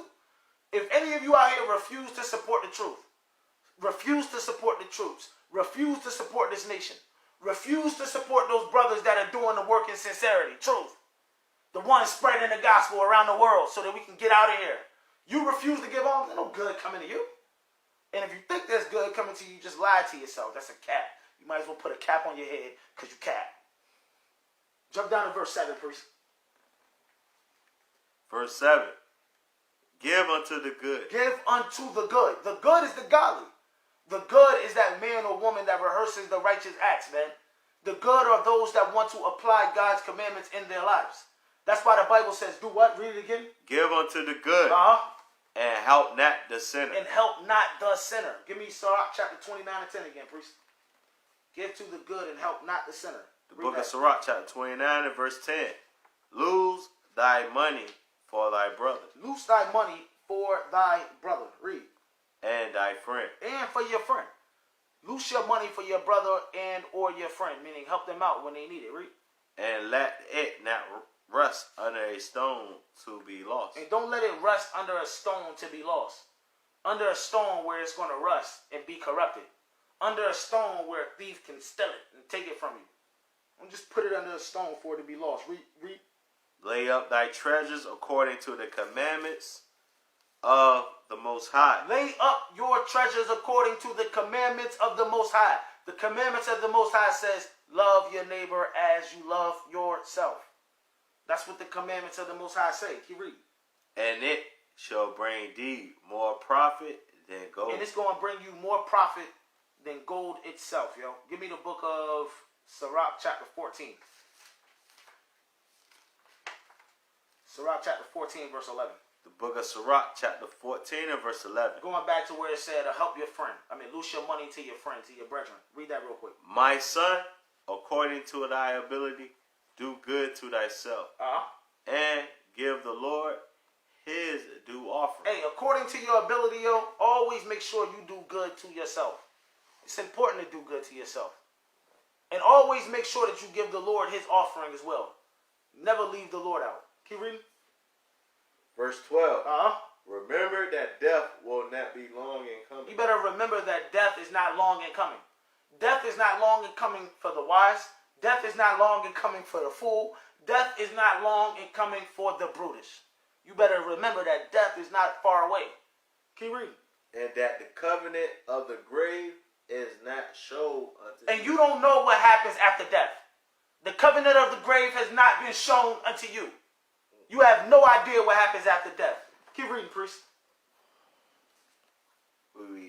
Alright, covenant of the grave is not shown unto thee. Yeah, verse 13. Yeah, 13, Salakia. Do good unto thy friend before thy die. Loose your money unto your brother. Loose your money unto your friend. Do good unto your friend before you die. Keep reading. And according to thy ability, stretch out thy hand and give to him. If you have it to give, stretch out your hand and give to your brethren. Read. Defraud not thyself of the good day. Don't defraud yourself of that good day. If you refuse to stretch out your hand and help your brother, you have defrauded yourself of that good day, yo. You have defrauded yourself because that means you hate your neighbor. You don't love your neighbor as you love yourself. So you have defrauded yourself of that good day. And remember, that good day is salvation, baby. That good day is a day of reward, a day of everlasting life. So don't defraud yourself of that thing. Keep reading. And let not the part of a good desire overpass thee. Don't let the part of a good desire or a good lust or a good reason to covet overpass you. You know, it's a good desire to have a lust or a covet to do good to your neighbor. It's a good lust or a good desire to want to help out your brother if you have the ability to do so. It's a good desire to want to open up your hands wide to the poor if you have the ability to do so, yo. And that's what God expects. Keep reading. Verse 15. Shall thou not leave thy travails unto another? Aren't we all going to leave our travails to somebody else? Yep. Aren't we all going to die and leave the things that we built up to somebody else? Keep reading. And thou labor to be divided by lot. Our labors are going to be divided by lot when we die, yo. They're going to be divided by lot, either by inheritance to your children or to your family or to whoever it is. And if you don't do that, then the white man will come in and take it. Gladly. Straight like that. But either way, it's going to be divided by lot. And you won't be getting any of it because you'll be gone. Read. Verse 16. Give and take. Hey, this is what the world is about. The world is about give and take, yo. Be good to yourself, meaning take, but also give, yo. Also give. Keep reading. And sanctify thy soul. And sanctify your soul. Read. For there is no seeking of dainties in the grave. There's no sweet things in the grave. There's no sweet things in the grave. Let's go from there. Let's go back to Sirach 29. Let's read verse 11 one more time.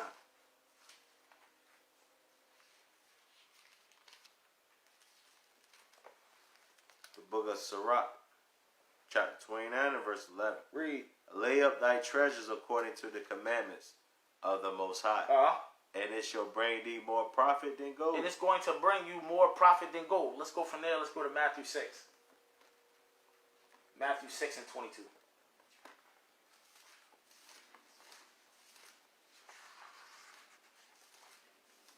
The book of St. Matthew, chapter 6 and verse 22. The light of the body is the apple. I said apple. Slide. Is the eye. Read again. The book of St. Matthew, chapter 6 and verse 22. The light of the body is the eye. The light of the body is the eye. Read. If therefore thine eye be single. If your eye be single, read. Thy whole body shall be full of light. Your whole body shall be full of light. Keep reading. But if thy eye be evil, thy whole body shall be full of darkness. But if your eye be evil, your whole body will be full of darkness. Read. If therefore the light that is in thee be darkness, how great is that darkness? How great is that darkness? Is that the end of that verse? Yep. All praise. Let's go to Luke chapter 11. I want to talk about this. But let's read it again in Luke. Luke 11. Luke 11 verse 34. All right. The book of St. Luke, chapter 11, and verse 34. The light of the body is the eye. The light of the body is the eye. Hey, hold this real quick. Let's go to Baruch chapter 3. Let's talk about this real quick. It says, the light of the body is the eye. I want to talk about that. Let's read Baruch chapter 3 and verse 14 first. The book of Baruch chapter 3, starting at verse 14. Learn where is wisdom. Learn where wisdom is. Read. Where is strength. Learn where strength is. Read. Where is understanding. Also learn where understanding is. Read. That thou mayest know also where is length of days. When you learn where wisdom is and where strength is and where understanding is, you learn where length of days are. Keep reading. And life. You learn where life is. Read. Where is the light of the eyes. You also learn where the light of the eyes are. Read. And peace. And you learn where peace is. So let's learn where length of days are. Let's learn where life is. Let's learn where the lights are, the light of the eyes are. Let's learn where peace is. And in order to learn that, we have to know where wisdom is, where strength is, and where understanding is. Deuteronomy 4 and 5, priest. Let's get where wisdom and understanding is. Deuteronomy chapter 4 and verse 5. Where is our wisdom and our understanding? The book of Deuteronomy chapter 4 and verse 5. Read. Behold, I have taught you statutes and judgments, even as the Lord my God commanded me. Read. That ye shall do so in the land whether ye go to possess it. Read. Verse 6. Keep therefore and do them. Keep therefore and do them.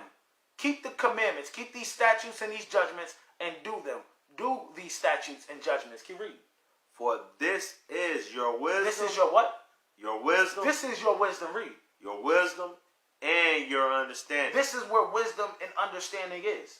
Wisdom and understanding is in God's statutes and his judgments. So in God's statutes and his judgments, there are length of days.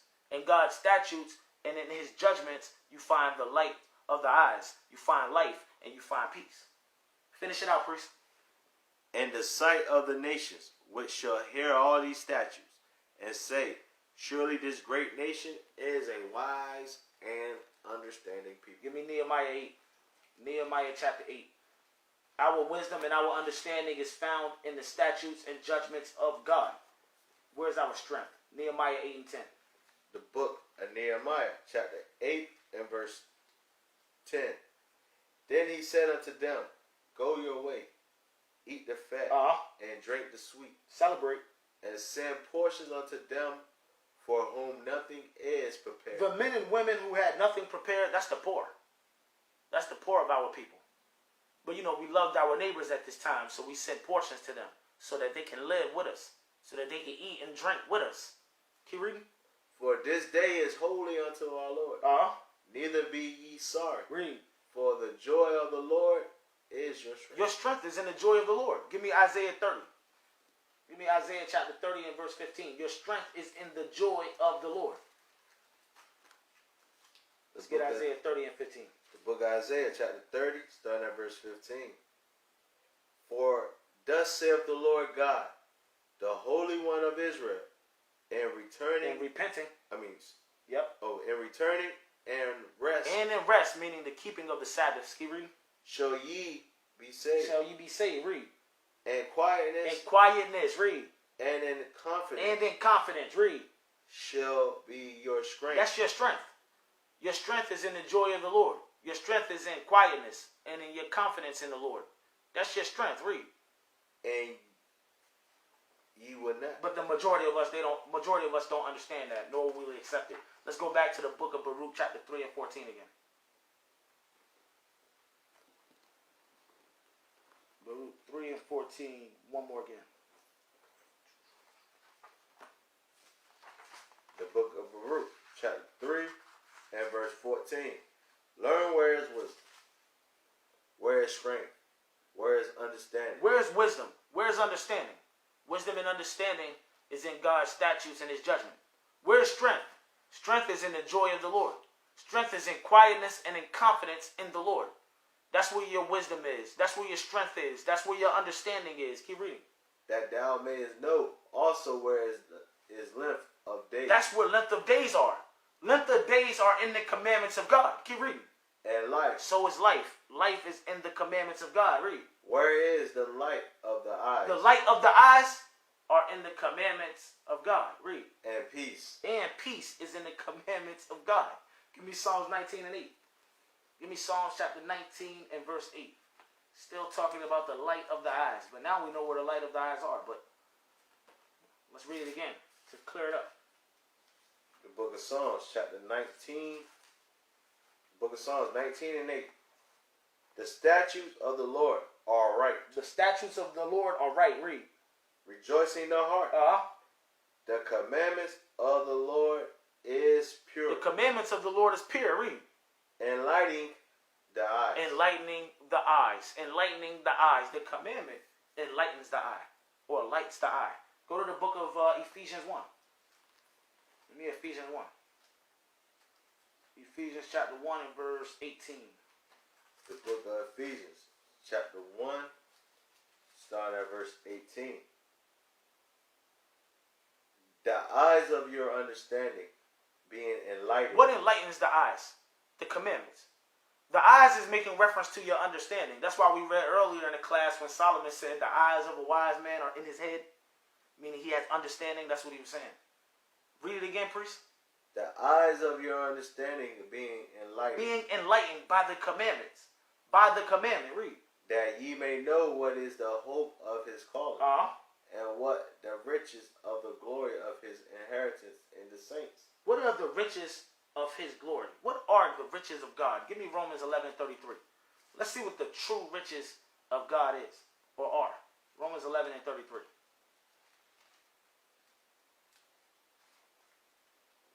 Romans 11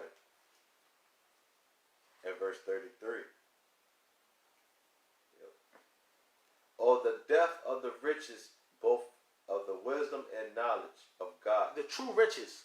True riches are the wisdom and knowledge of God. Those are true riches. Those are real riches. Read it one more time, priest. Oh, the depth of the riches, both of wisdom and knowledge of God. Keep reading. How unsearchable are his judgments and his ways past finding out. Give me Psalms 119. Psalms chapter 119 and verse 72.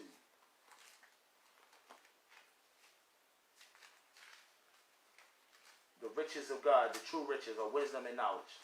Wisdom and knowledge. Those are true riches. Read that real quick. The book of Psalms 119 and verse 72. The law of thy mouth is better unto me than thousands of gold and silver. Go back to Psalm 19.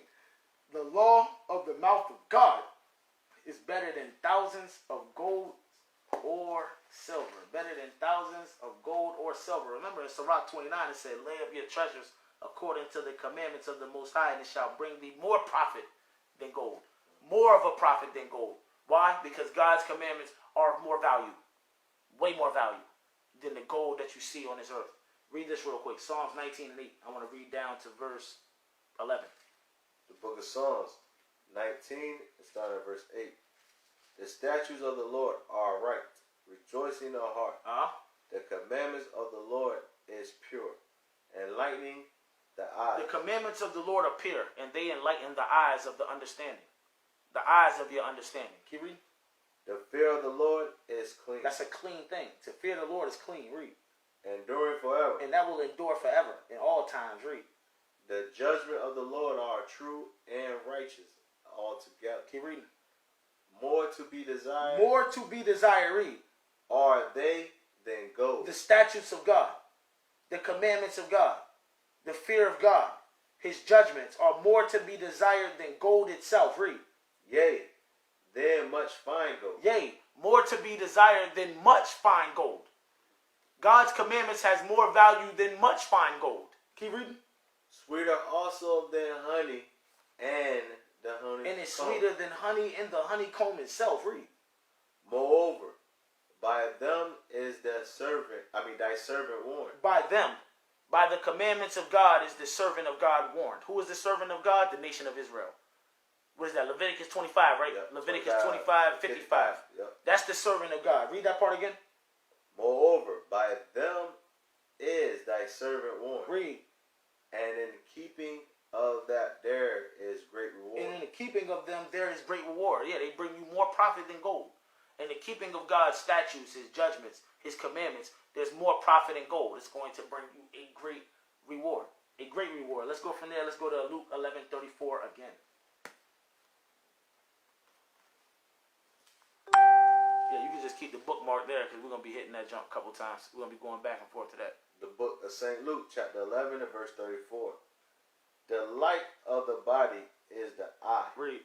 Therefore, when thy eye is single. Therefore, when the eye is single. Hold that. I'm going to read the same verse out of the NIV. Luke chapter 11 and verse 34. It says, your eye is the lamp of your body. A lamp is a light. A lamp is a light. Your eye is the lamp of your body. When your eyes are good. When your eyes are good. When your eyes are good. Hey, give me what good. Let's get good real quick. Let's get Romans 7. He said, when your eyes are good. Matter of fact, before you read Romans 7, read Luke 11:34 one more time. The book of St. Luke, chapter 11 and verse 34. The light of the body is the eye. Therefore, when thine eye is single. When your eye is single, your eye is good. Let's see what good is. Go to the book of Romans 7, get verse 12. When your eye is single, your eye is good. Yeah, Romans 7 and 12. And then we'll hit 1 Timothy 1 right after that. The book of Romans, chapter 7 and verse 12. Wherefore the law is holy, and the commandments holy, and just, and good. Give me the book of 1 Timothy 1. The commandment is holy. The commandment is just. The commandment is good. That same commandment that enlightens the eye, that enlightens the eyes of your understanding, that is good. 1 Timothy 1 and 8. The book of 1 Timothy chapter 1 and verse 8.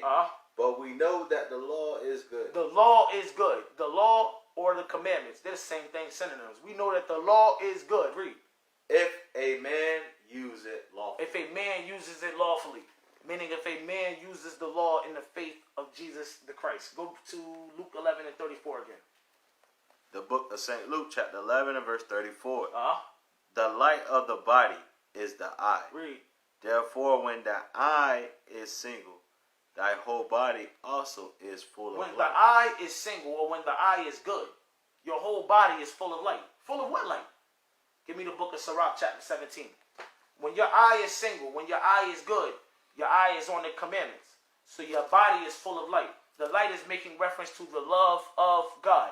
Let me say it again. The light is making reference to the love of God. Give me Sirach chapter 17 and I want verse 18. The book of Sirach chapter 17 starting at verse 18. Whom, being his firstborn. Talking about Israel. Israel is his firstborn. Read. He nourished with discipline. The Lord has nourished his firstborn, the nation of Israel, with discipline. Read. And given him the light of his love. What did he do? Giving him the light of his love. Read. Doth not forsake. The Lord has given us the light of his love. What is the love of God? 1 John 5 and 3. Yep, basics. 1 John chapter 5 and verse 3. Can never hurt to hit these as many times as possible in a class. The book of 1 John chapter 5 and verse 3. Read. For this is the love of God. This is the love of God right here. You don't have to guess. The Bible is going to tell you exactly what it means. Exactly what the love of God is. Read it again. For this is the love of God. That we keep his commandments. That we keep his commandments. And his commandments are not grievous. And his commandments are not grievous. Go back to the book of Luke chapter 11 and verse 34. The book of St. Luke chapter 11 and verse 34. The light of the body is the eye. Read. Therefore thine eye is single. Therefore when thine eye is single, or when thy eye is good, read. Thy whole body also is full of light. Thy whole body is also full of light. The light is making reference to the love of God. The love of God. That same light of his love that he gave to us. That's what it's making reference to. Matter of fact, let's also talk about the light. Give me Psalms 43. Psalms chapter 43. Matter of fact, no. Give me Psalms 119. Psalms 119. Let's do that one instead. Psalms 119, 105. And then give me one in Proverbs. Proverbs 6. The book of Psalms 119 and 105. Read. Thy word is a lamp unto my feet. The word of God is a lamp unto my feet. A lamp is a light. Keep reading. And a light unto my path. And the word is a light unto my path. Give me Proverbs 6 and 23 real quick. Proverbs 6 and 23. The book of Proverbs, chapter 6 and verse 23. For the commandment is a lamp. Read. And the law is light. And the law is light. Keep reading. And reproofs of instructions are the way of life. And reproofs of instructions are the way of life. Let's go back to Luke chapter 11 verse 34 again. The book of St. Luke chapter 11 and verse 34. The light of the body is the eye. The light of the body is the eye. Keep reading. Therefore, when thy eye is single, when your eye is single, when your eye is good, read. Thy whole body also is full of light. Your whole body is full of light. Your whole body is full of the love of God. This is a man that keeps the law, keeps the commandments. Read. But when thy eye is evil, but when your eye is evil, though, read. Thy body also is full of darkness. Your body also is full of darkness. Let's talk about the evil eye. Give me Sirach chapter 31. Let's talk about that evil eye real quick. Sirach chapter 31, and let's read verse 13. If your eye is evil, your whole body is full of darkness, yo. We'll talk about the darkness too. But Sirach 31:13. Yeah, Sirach 31 and 13. I want to talk about the evil eye. Read that. The book of Sirach, chapter 31, verse 13. Remember that a wicked eye is an evil thing. Read it again. Remember that a wicked eye. An evil eye is a wicked eye. An evil eye is the wicked eye. Read it one more time. Remember that a wicked eye is an evil thing. That's an evil thing. Read. And what is created more wicked than an evil, than an eye? What's created more wicked than an eye? What part of the human body is more wicked than the eye? Keep reading. Therefore, it weepeth upon every occasion. Because of a wicked eye, there are reasons in this world to cry. That's what that just said. There are reasons in this world to weep. That's what that just said. Now let's see who has a wicked eye. Give me the book of Sirach 14. Sirach chapter 14 and verse 8. The book of Sirach chapter 14, starting at verse 8. The envious man having wicked eye. Who? The envious man having a wicked eye. The envious man has a wicked eye. An envious man's eye is an evil eye. That's what it's saying. Keep reading. Excuse me. And the envious man has a wicked eye.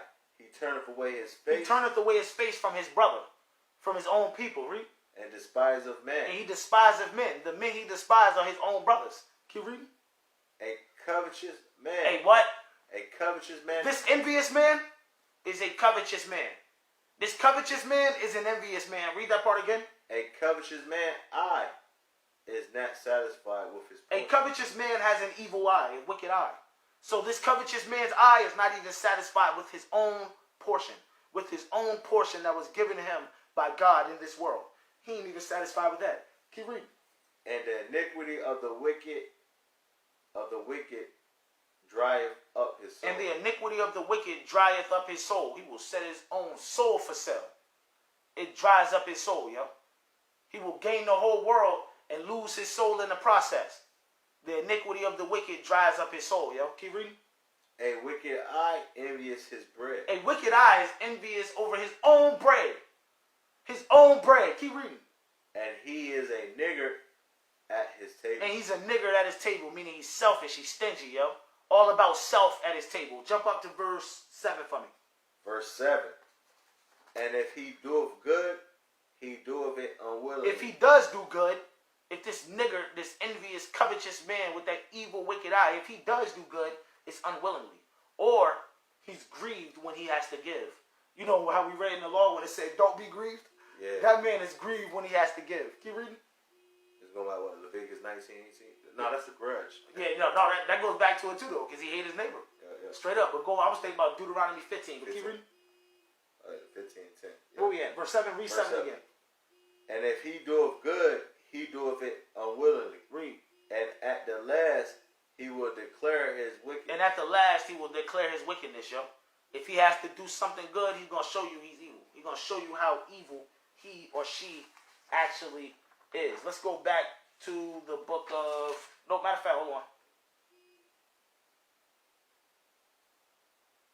No, good. Let's go back to Luke 11 and 34.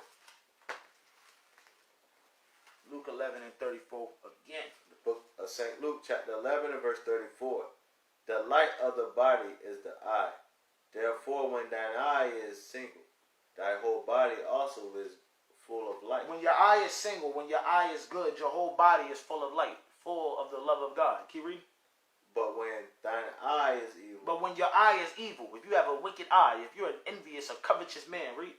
Thy body also is full of darkness. Your body also is full of darkness. Your body is full of darkness. Give me Proverbs 4. Hold this. Give me Proverbs 4. We almost done, actually. Almost done. Give me Proverbs chapter 4 and verse 19. The book of Proverbs, chapter 4, starting at verse 19. The way of the wicked is as dark. Read it again. The way of the wicked is as dark. The way of a wicked man with a wicked eye. The way of a covetous man, an envious man with an evil wicked eye. His way is as darkness. Read. They know not at what they stumble. They don't even know why they stumble, yo. Give me the book of 1 John chapter 2. 1 John chapter 2.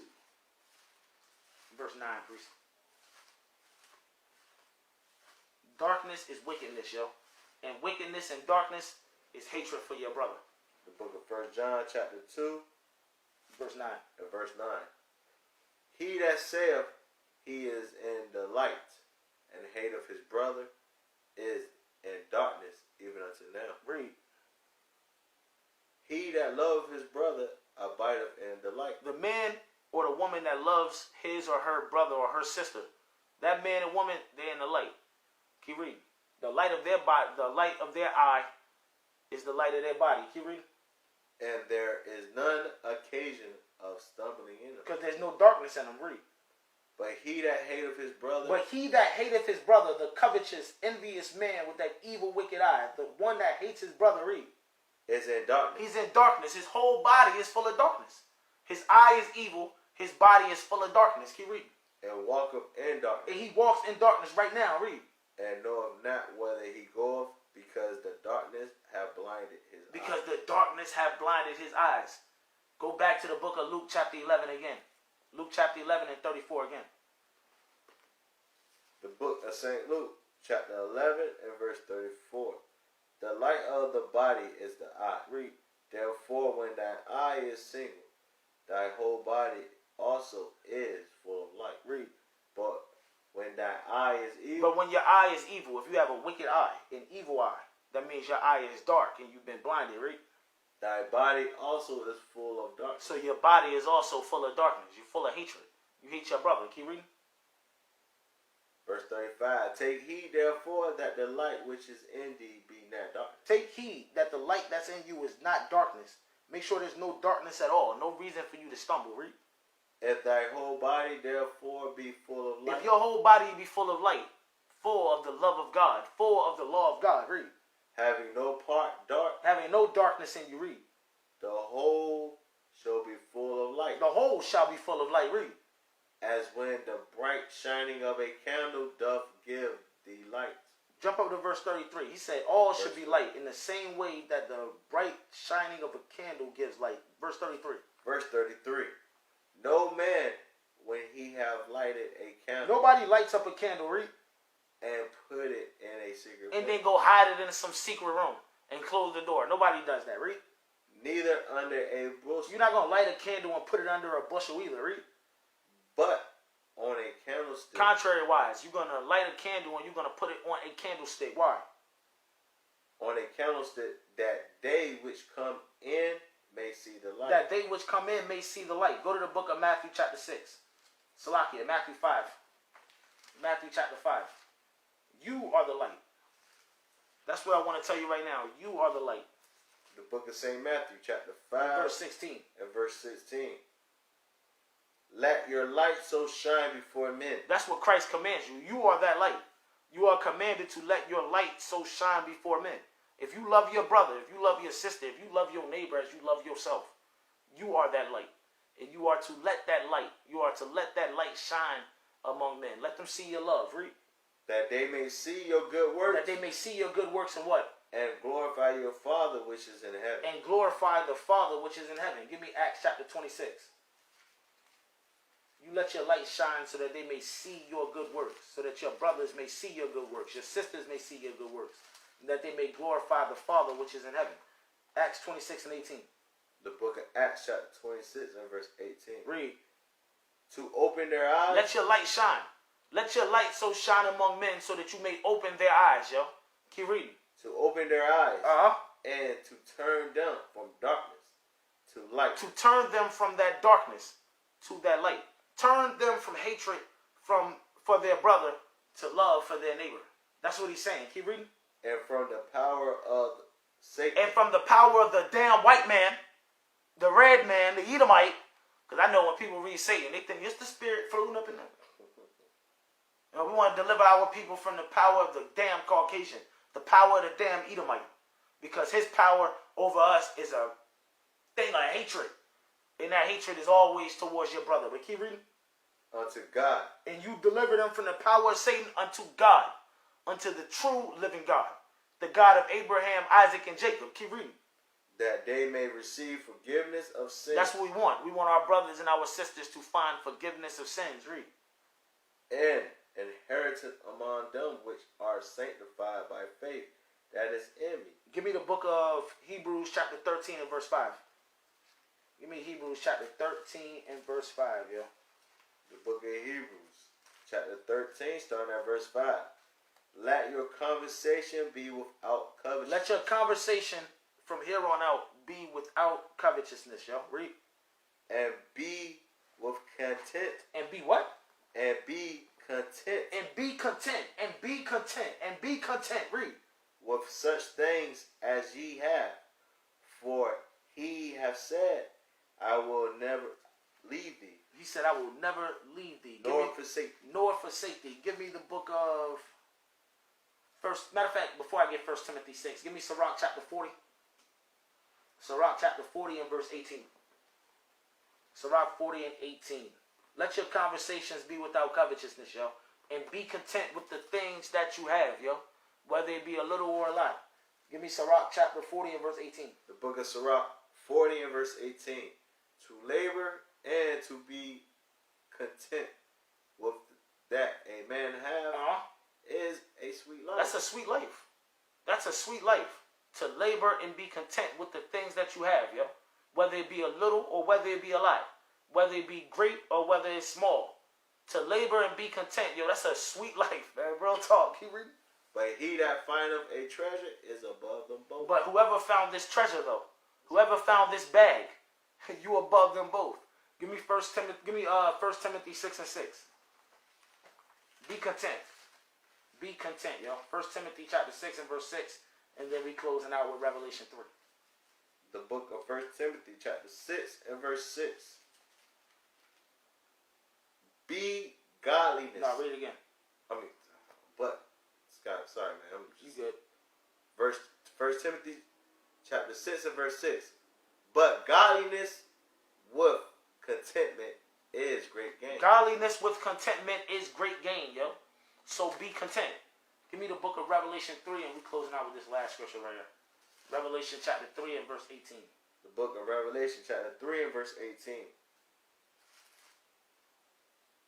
I counsel thee to buy of me gold tried in the fire. Buy from Christ gold that has been tried in the fire.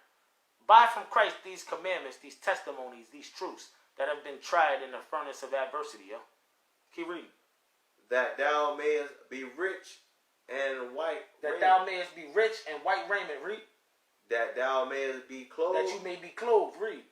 And that the shame of thy nakedness do not appear. And that the shame of your nakedness do not appear at the appearing of the Lord.